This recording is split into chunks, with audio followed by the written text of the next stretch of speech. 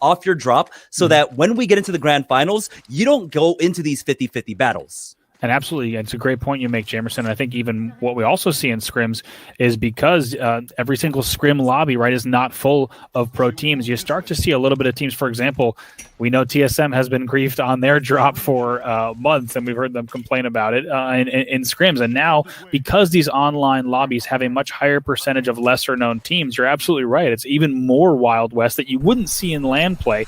So you really do get that early action that teams might not be expecting and viewers might not be expecting either. Yeah, and it does look like the ring is going to be pulling to the southwest side. So we're going to be looking for a lot of teams to start rotating over to the thermal station, try to take those buildings in the back of our left. Yep. But, I just saw a Pathfinder beacon that pulls it a little bit closer to Harvester. So it's basically in the center of the current ring right now. Excellent. I was going to ask if you caught a beacon because I had not seen one just yet, and my guess was right along the lines of yours that we might have seen something that was a little bit closer to thermal, but great intel there to see that we're going a little bit more central on the map instead as we now take a look here at the guys on Gambit to see exactly where they're going to go. Of course, teams are going to have a lot more time in terms of getting out. I think every team knew that they had to get to sorting very quickly last game, and instead we're going to see a slightly slower rotations here as teams slowly make their way central. Yeah, there are a lot of positions that you can try and hold.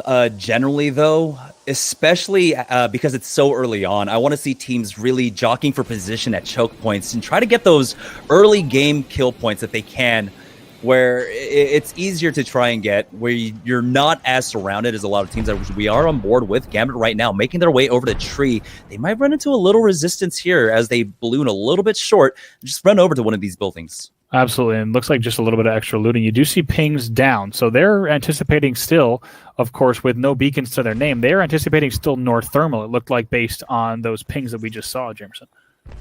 Yeah, I might have gotten a glimpse of the Pathfinder beacon, but it is looking like it's still going to stick around the Harvester side, and a lot of the time that circle is going to end up on the northwest side of Harvester, around the S-Bend.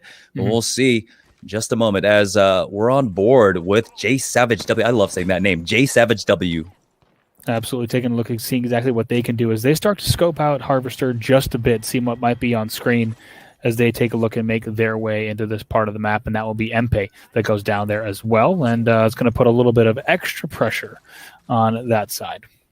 Yeah, the free agent kids here, and that's what I'm talking about, right? There are so many unsigned teams, unsigned players, that every tournament is an opportunity for them to try and make their name, and so they're going to try the hardest here, and they're making that rotation for that area that I was talking about, but here we are on board with N-Layer.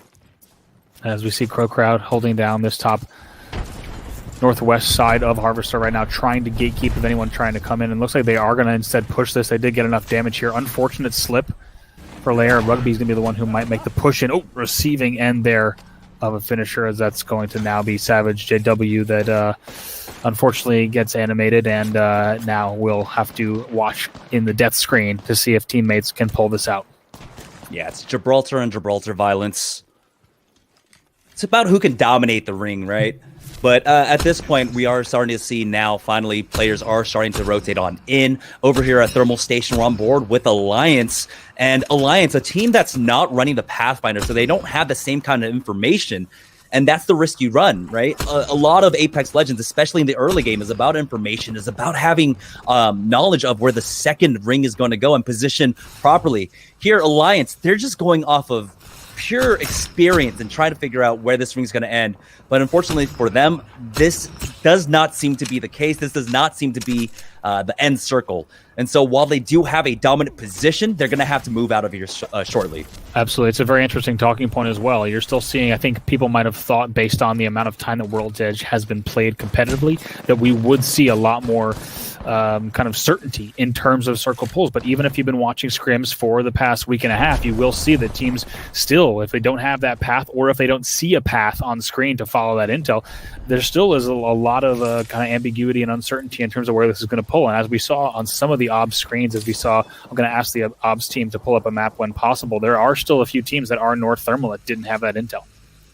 Yeah, and we were just on board with the free agent kids, and it's really unfortunate that it was their Gibraltar that they lost because they were able to recover his beacon. They're right next to a respawn beacon, but they can't safely do so because as soon as they poke out their head, well, it's going to get shot off. Now, here you go. You're starting to see, actually, you could say that things really between Mirage, Voyage, High Ground, Hot Springs, as well as North Thermal, things are pretty evenly distributed in terms of where teams have set up at this point. Yeah, we're hearing a lot of fighting going on right now, but it's still basically on pace with what we're used to in terms of action. Some poke damage coming across, and wow, I like this kind of nest egg that they set up for themselves here. Well, it's but important they are going to have to rotate. In this time, in this time of quarantine, it's important to stockpile. Make sure you have everything on reserve, and they're making sure it's a good example, kids. Make sure you get out, get everything you need, bring it home, and set up shop now. As we're now taking a look at, once again, free agent kids already losing, as you mentioned earlier, Jamerson already losing J Savage W, as we saw on the receiving end of that finisher. Now 30 seconds on this ring one close. Yeah, you hit up Costco, you get that 24 pack of shield cells, you're good. You're good, right? Especially if you got a Watson here. If you get there early enough, because those 24 packs of shield cells have been selling out quick. And to be honest, I've been seeing, luckily during senior hour, lots of the seniors have been picking up those shield cell packs. It's good to see. I mean, I went to Costco the other day, and there was a 2-hour line wait before it even opened. It was literally going around the block. It was insane to see. But it is dangerous. Yeah. It makes hard. It makes it, and don't even forget. I mean, you can't find. I think Target's the last place that had shield bats by me, because you cannot, if you want a bat, and I don't want to even mention Phoenix kids because that just ain't happening. All right, we're on board with LG here, and surprising to see them take this position over at Sorting Factory, but they're another team that's not running Pathfinder. They don't have that beacon information. They've got the Gibraltar, and so this is a kind of a team composition where you usually play edge and you rotate in with the zone. You play it slowly, and you just try to make it to the late game. As you can see, there's so much concentration of teams and players around the center of the map that playing the edge right now is kind of the meta, where you don't run into the same kind of level of hostility, and you can survive that way. Pretty great little Q and zip up there coming in from the Wraith here on the FA side, able to barely and narrowly stay alive, timing that perfectly to get away, as we saw some good shots there. But you have to, as you mentioned, Jamerson, you certainly a lot to be said as we're going to go through the port. Here's Julian, if he can go up as well to join the Wraith up top, is able to get away as well. But it's a great point you mentioned, because that really lends itself to LG's play style. You hear players like Hal and Retzi talking about how, there's a reason a lot of these top NA teams choose Path, because they like to play position instead of having to play tougher rotations. LG's a team that's not really worried about having to play those tougher rotations with a Gibby. We've seen them time and time again be able to do it, and that's why they're continuing to do it here. Yeah, they made those rotations and they made those macro plays without a Gibraltar before. Now it just makes it easier, especially in the late game. But on board with Cooler, Sign's already been knocked down. Jules is going to have to go ahead and throw out that ult. Let's see now. Good shots there coming out of that R9, and also Ark's going to go out as well. Has to switch to that L-Star. Probably not the first choice in this scenario. Getting pushed by 3 players will go down, and that will be the end there for that side of Cooler. As we go back here now, Gambit able to be the victors there, as they will set back up inside and do a whole lot of healing, but picks up a nice set of kills. 2 here for Gambit, and you can bet a few for Artico as well as Lagoria as well. Yeah, usually it's the team that first drops the Gibraltar shield is probably the one that's going to lose the battle. The Gibraltar shield is a reactive tactical ability, right? Usually means something went wrong. Either I took a lot of damage or someone got knocked, and we saw there, someone got knocked, he threw out the shield, and instantly Gambit knew that they smelled blood in the water, and they went for the hunt, and they were able to come up on 3 points. Absolutely. Now, as we see here, Zeke just doing a little bit of scouting through that glass, trying to see what's going on. That's going to be the Cabrabula side, but back over to Myth here. They're still at the thermal station, which is continuing to become a more difficult call-out to actually name. Yeah, at this point, we do know where the second circle is, where it's going to close, but it looks like it's going to continue to maybe favor the Harvester a little bit more. And so, like I said, Alliance playing on top of the thermal drill, probably not the best. They are going to have to rotate out. and the teams that have been positioning over at Harvester might be in for a treat. There are still about 4 or 5 teams over there, but I also like this position here where they're just kind of holding the middle and not really committing to either. I believe I just caught a beacon, Jamerson. I believe we're heading even dead center of the current circle. So a little bit off of Harvester, a little bit southwest. We'll have to see if we can get another beacon on screen just to confirm that. But it looks like we're pulling off a little bit further. So we are going to kind of be equally split between the very northeast corner of Thermal Ridge and Tunnel, and then a little bit of Harvester still in as well. Yeah, the zone's about to finish closing, and we'll get an idea of where the next ring pulls. And it continues to pull center here, but that thermal tower, it is no longer in position, and this is where I do worry for Alliance. I don't know how many teams are around them to really contest them. Looking at the minimap, it doesn't look like actually that many, so they might get a free rotation in and stay safe and start playing edge there, even with that caustic. Absolutely. Taking a look at teams that have made the Eastern push for those thermal teams is going to be a little bit easier. But like you said, Alliance and teams have to be worried about who is further below them in terms of their exit out, because they're going to have to either take portals or zips to get off of that center structure to get a little more central on terms of that high ground that is north of thermal. So that's going to be a tricky route, and it's really going to come down to which teams take that route when. Yeah, so I'm really looking towards Myth right here. Myth are the only ones that are really in position to try and punish Alliance, but it doesn't look like they're actually keeping an eye out for them. There we go. There's a ping over there to say that there's a team just to the west of them. We might just get a fight very shortly. Taking a look at the former Reciprocity EU squad as well, still, of course, rocking those rec tags in-game as their departure from that organization is so fresh just off of this week. Now Charge Rifle 301 for Wacko here, and they have this upper side of the train station here at Thermal Station proper. But like you said, these angles that these teams have facing west into Central Thermal, that's going to be a really big dictator in terms of who gets out of Thermal and how easily they're able to do it. Yeah, which is why I said that a lot of teams have opted to try and control chokes instead of going for like center zone. Because a lot of the times chokes are already power positions. As you can see, there are 2 teams fighting over the ridge just to the north of this train station right now, which are 2 very important choke points, especially the one on the northeast side. It's already Watsoned up. You don't need to be in a building to hold a position with Watson. She just controls a large zone because of, well, the range of her perimeter security. You can basically control a good portion of the map, like a square kilometer or something, with her perimeter security up. Absolutely. As you said, along that chain link once again is going to be a pretty great spot to hold, especially as that thermal ridge kind of loops into 2 different chokes, both of them going into high ground and hot springs. Those chokes will be very important to watch later on in this game, as we still have 17 squads remaining. Good shots here. 1 wing does land from Dell, Nasky, and Strafe, also trying to make the push, though they will need to get some heals off. Once again, taking a look at the Myth side. Yeah, it looks like it's Myth poking away at them right now, and Myth is in a really strong position. They've got 2 purple shields and a gold on to that Wraith. Their economy looks good. They're not really wasting much as we go on board with EXE. Taking a look here, Galatorix in the tough spot. Only 1 player with any shields remaining, and that's going to be Koze, who's able to pick up that one. That's going to be FA that was actually on the receiving end of that, and now trying to stay alive. He will go down as well. Does he have 1 teammate left? Let's take a look at the kill feed. I believe that will be all 3 down there as we take a look back to Myth. That's going to be 14 squads remaining. And yeah, because of how the second zone worked, where some of Thermal was still in, some of Harvester was still in, a lot of the lobby was actually really spread out here. And so that's why we're seeing a very slow kind of mid-game right now. And this is pretty much on pace with what we expect. 37 players left, 13 squads remaining here. But wow, a really strong pull from that next zone coming over to the train station here to the east of Thermal Station now. So all the teams that are on the outskirts of the east side of the map right now are going to be in trouble because of those choke points that I talked about earlier. It looks like one of the choke points was kind of given up, but I really wanted to see a team hold that position there.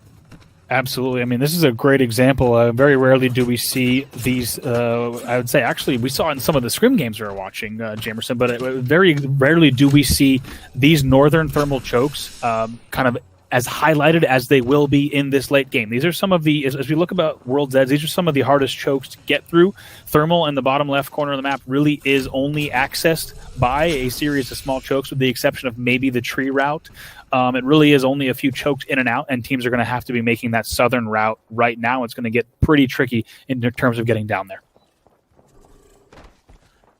Right now, we're on board with B100 controlling the northwest choke here. Now, what is their plan to try and get in? They do have the Wraith. They've got, of course, really great armor right now, but it looks like more than anything else, they want some KP. It looks like maybe their early game wasn't as big. There's a knock, and you hear the res going on underneath, and they're trying to capitalize off of this. Going to see if that arc damage can go down. They do have an opportunity to pick up a few kills, but of course, keep in mind, the longer they stay up on this area and avoid moving to this choke, the more time it's going to give teams to push up onto this bridge as well. Right now, they are in a tough spot as teams are going to be moving in from Harvester. They're going to be moving in still from Mirage if there's any late rotations, so they need to be careful here. Get these heals off, get back in, and be ready to push this choke, because the longer they wait, the more difficult it will become. Round 4 closing in 27. Luckily, there was a gold backpack on that. Gibraltar got right and back into this with 125 HP, and so he'll be able to move forward. They almost got punished for that, but now it's Crow Crowd.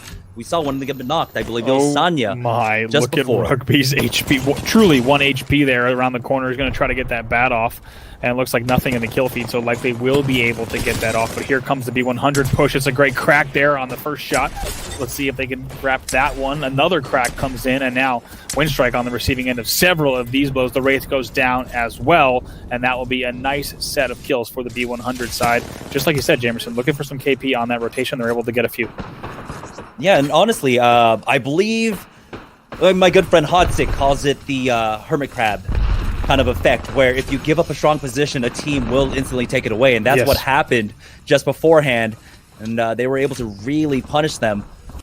Now we're on board with Purge, swapping over to Myth, who haven't had to move at all, and honestly, this is one of the strongest pulls I've seen in the circle, where I didn't think it was going to go to Thermal. It stays at Thermal, and there's a chance that Alliance could really have a really good spot here.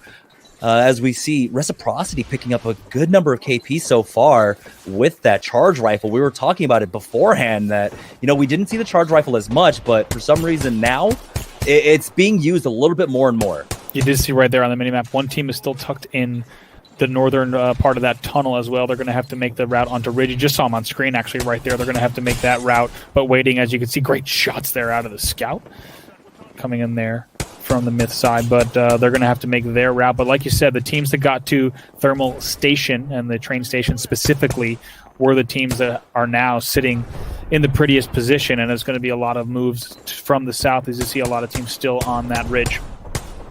Yeah, 50% of the next ring is basically lava that does damage you. And I can't imagine there's much real estate there to be had as we're on board with Reciprocity. It's all up to Roxa here to see how much he's got, but he's getting pushed by the zone. He has to get in. Now he's down to 10 HP. And you see that players going down there. As we see, that's going to be the former Reciprocity roster. They will go down to IPN and Jazz as well in the kill feed. Now ult coming down, and Myth is going to have to be careful here. Now back to B100, who's picked up a few extra kills, and now they're making the push here. 8 squads left here, and we are now finally getting down to the thick of it.